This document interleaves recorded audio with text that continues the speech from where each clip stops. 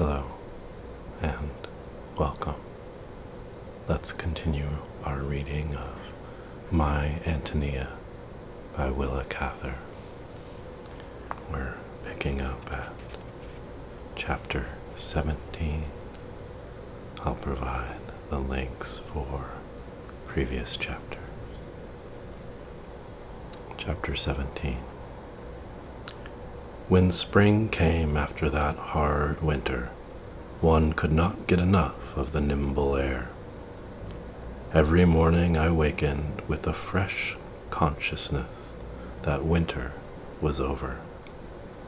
There were none of the signs of spring for which I used to watch in Virginia. No budding woods or blooming gardens. There was only spring itself, the throb of it, the light restlessness, the vital essence of it everywhere, in the sky, in the swift clouds, in the pale sunshine, and in the warm, high wind, rising suddenly, sinking suddenly, impulsive and playful like a big puppy that pawed you and then lay down to be petted. If I had been tossed down blindfolded on that red prairie, I should have known that it was spring. Everywhere now there was the smell of burning grass. Our neighbors burned off their pasture before the new grass made a start, so that fresh growth would not be mixed with the dead stand of last year.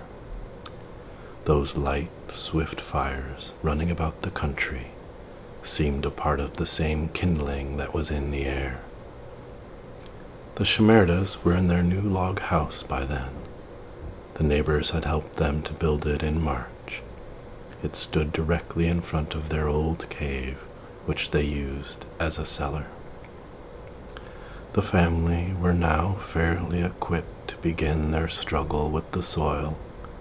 They had 4 comfortable rooms to live in, a new windmill bought on credit, a chicken house and poultry. Mrs. Shimerda had paid grandfather $10 for a milk cow and was to give him 15 more as soon as they harvested their first crop. When I rode up to the Shimerdas one bright windy afternoon in April, Yulka ran out to meet me. It was to her now that I gave reading lessons. Antonia was busy with other things. I tied my pony and went into the kitchen where Mrs. Shimerda was baking bread, chewing poppy seeds as she worked. By this time, she could speak enough English to ask me a great many questions about what our men were doing in the fields. She seemed to think that my elders withheld helpful information, and that from me she might get valuable secrets. On this occasion, she asked me very craftily when grandfather expected to begin planting corn. I told her, adding that he thought we should have a dry spring and the corn would not be held back by too much rain as it had been last year. She gave me a shrewd glance. "He not Jesus," she blustered. "He not know about the wet and the dry." I did not answer her. What was the use? As I sat waiting for the hour when Ambrose and Antonia would return from the fields, I watched Mrs. Shimerda at her work. She took from the oven a coffee cake which she wanted to keep warm for supper, and wrapped it in a quilt stuffed with feathers. I have even seen her put a roast goose in this quilt to keep it hot. When the neighbors were there building the new house, they saw her do this, and the story got abroad that the Shimerdas kept their food in their feather beds. When the sun was drooping low, Antonia came up the big south draw with her team. How much older she had grown in 8 months. She had come to us as a child, and now she was a tall, strong, young girl, although her 15th birthday had just slipped by. I ran out and met her as she brought her horses up to the windmill to water them. She wore the boots her father had so thoughtfully taken off before he shot himself, and his old fur cap. Her outgrown cotton dress switched about her calves over the boot tops. She kept her sleeves rolled up all day, and her arms and throat were burned as brown as a sailor's. Her neck came up strongly out of her shoulders, like the bole of a tree out of the turf. One sees that draft horse neck among the peasant women in all old countries. She greeted me gaily and began at once to tell me how much plowing she had done that day. Ambrose, she said, was on the north quarter, breaking sod with the oxen. Jim, you asked Jake how much he plowed today. I don't want that Jake get more done in one day than me. I want we all have very much corn this fall. While the horses drew in the water and nosed each other and then drank again, Antonia sat down on the windmill step and rested her head on her hand. You see the big prairie fire from your place last night? I hope your grandpa ain't lose no stacks. No, we didn't. I came to ask you something, Tony. Grandmother wants to know if you can't go to the term of school that begins next week over at the sod schoolhouse. She says there's a good teacher, and you'd learn a lot. Antonia stood up, lifting and dropping her shoulders as if they were stiff. I ain't got the time to learn. I can work like mans now. My mother can't say no more how Ambrose do all and nobody to help him. I can work as much as him. School is all right for little boys. I help make this land one good farm. She clucked to her team and started for the barn. I walked beside her, feeling vexed. Was she going to grow up boastful like her mother, I wondered? Before we reached the stable, I felt something tense in her silence, and glancing up, I saw that she was crying. She turned her face from me and looked off at the red streak of dying light over the dark prairie. I climbed up into the loft and threw down the hay for her while she unharnessed her team. We walked slowly back toward the house. Ambrose had come in from the north quarter and was watering his oxen at the tank. Antonia took my hand. Sometime you will tell me all those nice things you learn at the school, won't you, Jimmy? She asked with a sudden rush of feeling in her voice. My father, he went much to school. He know a great deal. How to make the fine cloth like what you not got here. He play horn and violin, and he reads so many books that the priests in Bohemia come to talk to him. You won't forget my father, Jim? No, I said. I will never forget him. Miss Shimerda asked me to stay for supper. After Ambrose and Antonia had washed the field dust from their hands and faces at the wash basin by the kitchen door, we sat down at the oilcloth-covered table. Mrs. Shimerda ladled meal mush out of an iron pot and poured milk on it. After the mush, we had fresh bread and sorghum molasses, and coffee with the cake that had been kept warm in the feathers. Antonia and Ambrose were talking in Bohemian, disputing about which of them had done more plowing that day. Mrs. Shimerda egged them on, chuckling while she gobbled her food. Presently, Ambrose said sullenly in English, You take them ox tomorrow and try the sod plow. Then you not be so smart. His sister laughed. Don't be mad. I know it's awful hard work for break sod. I milk the cow for you tomorrow, if you want. Mrs. Shimerda turned quickly to me. That cow not give so much milk like what your grandpa say. If he make talk about $15, I send him back the cow. He doesn't talk about the $15, I exclaimed indignantly. He doesn't find fault with people. He say I break his saw when we build, and I never, grumbled Ambrose. I knew he had broken the saw, and then hid it and lied about it. I began to wish I had not stayed for supper. Everything was disagreeable to me. Antonia ate so noisily now, like a man, and she yawned often at the table and kept stretching her arms over her head as if they ate. Grandmother had said, heavy field work will spoil that girl. She'll lose all her nice ways and get rough ones. She had lost them already. After supper, I rode home through the sad, soft spring twilight. Since winter, I had seen very little of Antonia.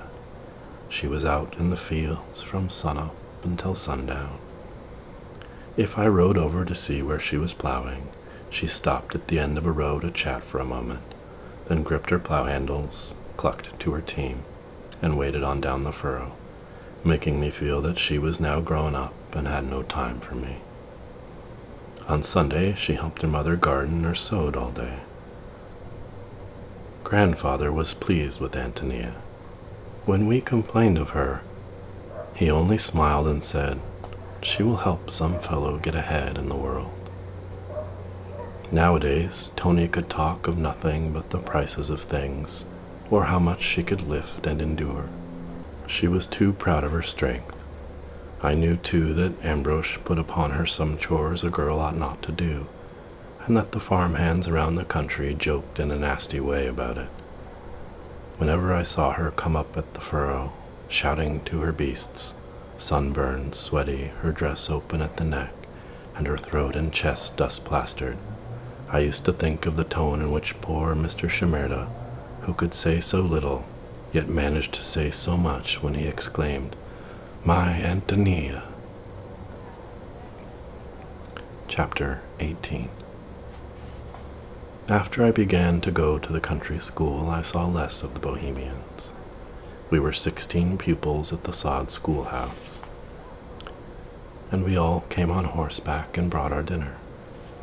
My schoolmates were none of them very interesting, but I somehow felt that, by making comrades of them, I was getting even with Antonia for her indifference.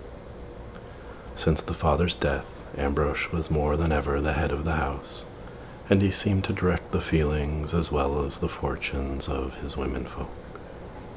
Antonia often quoted his opinions to me, and she let me see that she admired him, while she thought of me only as a little boy. Before the spring was over, there was a distinct coldness between us and the Shimerdas. It came about in this way. One Sunday I rode over there with Jake to get a horse collar, which Ambrose had borrowed from him and he had not returned. It was a beautiful blue morning. The buffalo peas were blooming in pink and purple masses along the roadside, and the larks, perched on last year's dried sunflower stalks, were singing straight at the sun, their heads thrown back and their yellow breasts a-quiver. The wind blew about us in warm, sweet gusts. We rode slowly, with a pleasant sense of Sunday indolence. We found the Shimerdas working just as if it were a weekday. Marek was cleaning out the stable, and Antonia and her mother were making garden off across the pond in the drawhead. Ambrose was up on the windmill tower oiling the wheel. He came down, not very cordially. When Jake asked for the collar, he grunted and scratched his head. The collar belonged to Grandfather, of course, and Jake, feeling responsible for it, flared up. "Now don't say you haven't got it, Ambrose, because I know you have, and if you ain't a-going to look for it, I will." Ambrose shrugged his shoulders and sauntered down the hill toward the stable. I could see that it was one of his mean days. Presently he returned, carrying a collar that had been badly used, trampled in the dirt and gnawed by rats until the hair was sticking out of it. "This what you want?" he asked surlily. Jake jumped off his horse. I saw a wave of red come up under the rough stubble of his face. "That ain't the piece of harness I loaned you, Ambrose, or if it is, you've used it shameful. I ain't a-going to carry such a looking thing back to Mr. Burden." Ambrose dropped the collar on the ground. "All right," he said coolly, took up his oil can and began to climb the mill. Jake caught him by the belt of his trousers and yanked him back. Ambrose's feet had scarcely touched the ground when he lunged out with a vicious kick at Jake's stomach. Fortunately, Jake was in such a position that he could dodge it. This was not the sort of thing country boys did when they played at fisticuffs, and Jake was furious. He landed Ambrose a blow on the head. It sounded like the crack of an axe on a cow pumpkin. Ambrose dropped over, stunned. We heard squeals, and looking up saw Antonia and her mother coming on the run. They did not take the path around the pond, but plunged through the muddy water without even lifting their skirts. They came on, screaming and clawing the air. By this time, Ambrose had come to his senses and was sputtering with nosebleed. Jake sprang into his saddle. "Let's get out of this, Jim," he called. Mrs. Shimerda threw her hands over her head and clutched as if she were going to pull down lightning.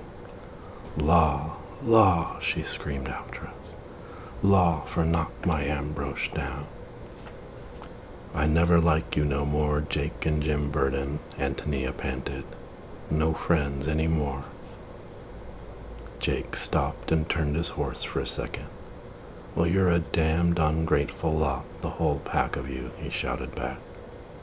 "I guess the Burdens can get along without you. You've been a sight of trouble to them anyhow." We rode away, feeling so outraged that the fine morning was spoiled for us. I hadn't a word to say, and poor Jake was white as paper and trembling all over. It made him sick to get so angry. "They ain't the same, Jimmy," he kept saying in a hurt tone. "These foreigners ain't the same. You can't trust 'em to be fair. It's dirty to kick a feller. You heard how the women turned on you. And after all we went through on account of 'em last winter, they ain't to be trusted. I don't want to see you get too thick with any of 'em." "I'll never be friends with them again, Jake," I declared hotly. "I believe they're all like Krajik and Ambrose underneath." Grandfather heard our story with a twinkle in his eye.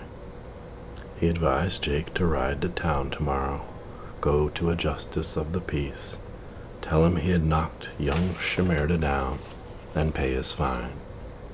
Then, if Mrs. Shimerda was inclined to make trouble, her son was still underage, she would be forestalled. Jake said he might as well take the wagon and haul to market the pig he had been fattening.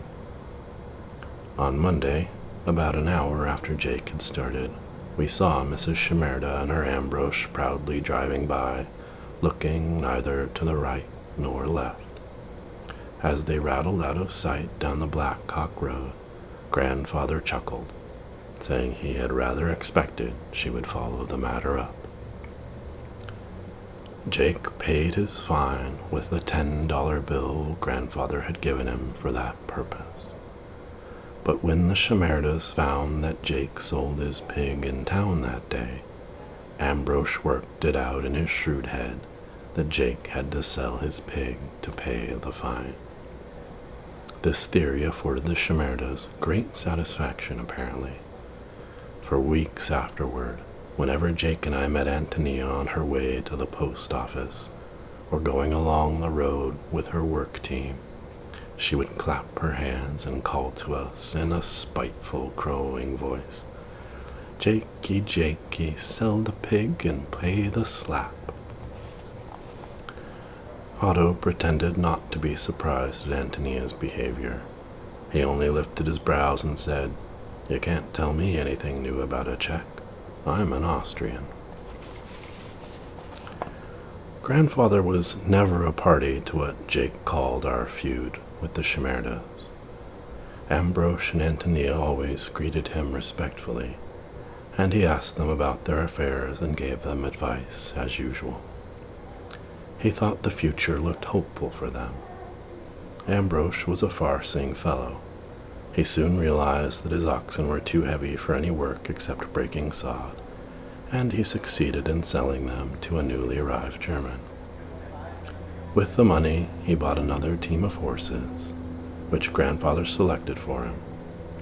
Merrick was strong, and Ambrose worked him hard, but he could never teach him to cultivate corn, I remember.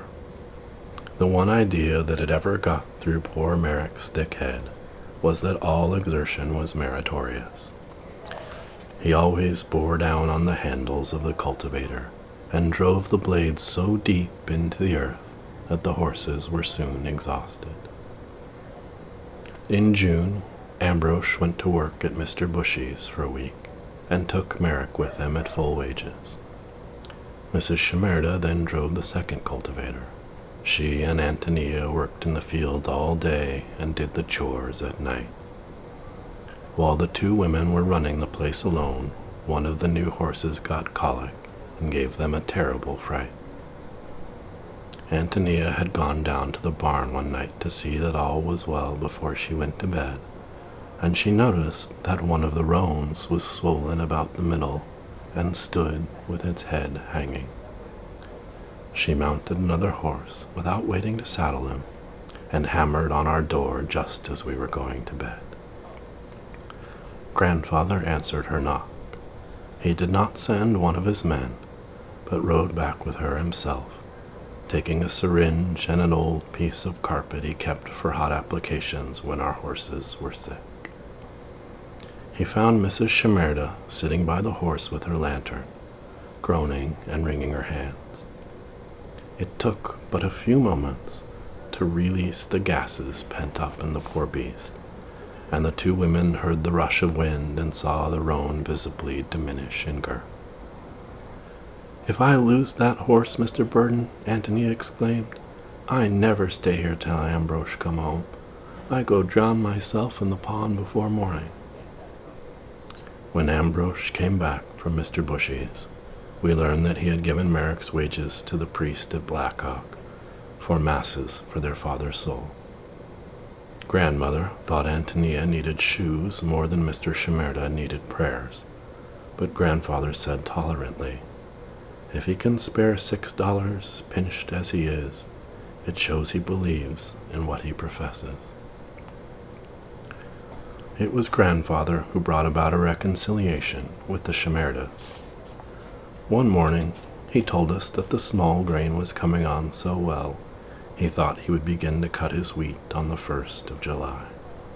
He would need more men, and if it were agreeable to everyone, he would engage Ambrose for the reaping and threshing, as the Shimerdas had no small grain of their own. "I think, Emmeline," he concluded, "I will ask Antonia to come over and help you in the kitchen.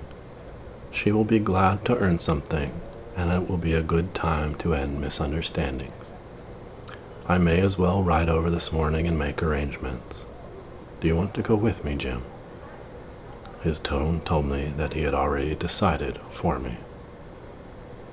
After breakfast, we set off together. When Mrs. Shimerda saw us coming, she ran from her door down into the draw behind the stable, as if she did not want to meet us. Grandfather smiled to himself while he tied his horse, and we followed her. Behind the barn, we came upon a funny sight. The cow had evidently been grazing somewhere in the draw. Mrs. Shimerda had run to the animal, pulled up the lariat pin, and when we came upon her, she was trying to hide the cow in an old cave in the bank. As the hole was narrow and dark, the cow held back, and the old woman was slapping and pushing at her hindquarters, trying to spank her into the draw side. Grandfather ignored her singular occupation and greeted her politely. "Good morning, Mrs. Shimerda. Can you tell me where I will find Ambrose? Which field?" "He with the sod corn." She pointed toward the north, still standing in front of the cow as if she hoped to conceal it. "His sod corn will be good for fodder this winter," said Grandfather encouragingly. "And where is Antonia?" "She go with him." Mrs. Shimerda kept wiggling her bare feet about nervously in the dust. "Very well. I will ride up there. I want them to come over and help me cut my oats and wheat next month. I will pay them wages. Good morning. By the way, Mrs. Shimerda," he said as he turned up the path, "I think we may as well call it square about the cow." She started and clutched the rope tighter. Seeing that she did not understand, Grandfather turned back. You need not pay me anything more. No more money. The cow is yours. Pay no more? Keep cow? She asked in a bewildered tone, her narrow eyes snapping at us in the sunlight. Exactly. Pay no more. Keep cow. He nodded. Mrs. Shimerda dropped the rope, ran after us, and crouching down beside grandfather, she took his hand and kissed it. I doubt if he had ever been so much embarrassed before. I was a little startled too. Somehow, that seemed to bring the old world very close. We rode away laughing, and grandfather said, I expect she thought we had come to take the cow away for certain, Jim. I wonder if she wouldn't have scratched a little if we'd laid hold of that lariat rope. Our neighbor seemed glad to make peace with us. The next Sunday, Mrs. Shimerda came over and brought Jake a pair of socks she had knitted. She presented them with an air of great magnanimity, saying, Now you not come any more for knock my Ambrose down? Jake laughed sheepishly. I don't want to have no trouble with Ambrose. If he'll let me alone, I'll let him alone. If he slap you, we ain't got no pig for pay the fine, she said insinuatingly. Jake was not at all disconcerted. Have the last word, ma'am, he said cheerfully. It's a lady's privilege. Chapter 19. July came on with that breathless, brilliant heat which makes the plains of Kansas and Nebraska the best corn country in the world. It seemed as if we could hear the corn growing in the night. Under the stars one caught a faint crackling in the dewy, heavy-odored cornfields where the feathered stalks stood so juicy and green. If all the great plain from the Missouri to the Rocky Mountains had been under glass, and the heat regulated by a thermometer, it could not have been better for the yellow tassels that were ripening and fertilizing the silk day by day. The cornfields were far apart in those times, with miles of wild grazing land between. It took a clear, meditative eye like my grandfather's to foresee that they would enlarge and multiply until they would be not the Shimerda's cornfields or Mr. Bushy's, but the world's cornfields, that their yield would be one of the great economic facts, like the wheat crop of Russia, which underlie all the activities of men in peace or war. The burning sun of those few weeks with occasional rains at night secured the corn. After the milky ears were once formed, we had little to fear from dry weather. The men were working so hard in the wheat fields that they did not notice the heat, though I was kept busy carrying water for them. And grandmother and Antonia had so much to do in the kitchen that they could not have told whether one day was hotter than another. Each morning, while the dew was still wet on the grass, Antonia went with me up to the garden to get early vegetables for dinner. Grandmother made her wear a sunbonnet, but as soon as we reached the garden, she threw it on the grass and let her hair fly in the breeze. I remember how as we bent over the pea vines, beads of perspiration used to gather on her upper lip like a little mustache. Oh, better I like to work out of doors than in a house, she used to sing joyfully. I not care that your grandmother say it makes me like a man. I like to be like a man. She would toss her head and ask me to feel the muscles swell in her brown arm. We were glad to have her in the house. She was so gay and responsive that one did not mind her heavy running step or her clattery way with pans. Grandmother was in high spirits during the weeks that Antonia worked for us. All the nights were close and hot during that harvest season. The harvesters slept in the hayloft because it was cooler there than in the house. I used to lie in my bed by the open window, watching the heat lightning play softly along the horizon, or looking up at the gaunt frame of the windmill against the blue night sky. One night there was a beautiful electric storm, though not enough rain fell to damage the cut grain. The men went down to the barn immediately after supper, and when the dishes were washed, Antonia and I climbed up on the slanting roof of the chicken house to watch the clouds. The thunder was loud and metallic, like the rattle of sheet iron, and the lightning broke in great zigzags across the heavens, making everything stand out and come close to us for a moment. Half the sky was checkered with black thunderheads, but all the west was luminous and clear. In the lightning flashes, it looked like deep blue water with the sheen of moonlight on it, and the mottled part of the sky was like marble pavement, like the quay of some splendid sea-coast city doomed to destruction. Great, warm splashes of rain fell on our upturned faces. One black cloud, no bigger than a little boat, drifted out into the clear space unattended and kept moving westward. All about us we could hear the felty beat of the raindrops on the soft dust of the farmyard. Grandmother came to the door and said it was late, and we would get wet out there. "In a minute we come," Antonia called back to her. "I like your grandmother and all things here," she sighed. "I wish my papa lived to see the summer. I wish no winter ever come again." "It will be summer a long while yet," I reassured her. "Why aren't you always nice like this, Tony?" "How nice?" "Why, just like this, like yourself. Why do you all the time try to be like Ambrose?" She put her arms under her head and lay back, looking up at the sky. "If I live here like you, that is different. Things will be easy for you, but they will be hard for us."